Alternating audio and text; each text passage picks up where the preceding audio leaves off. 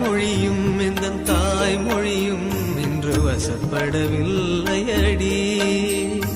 வயிற்றுக்கும் தொண்டைக்கும் உருவமில்லா ஒரு உருண்டையும் உருளுதடி.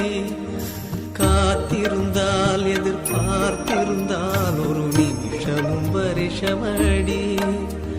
கண்கள் எல்லாம் என்னை பார்ப்பது போல் ஒரு கலக்கமும் தோன்றுதடி.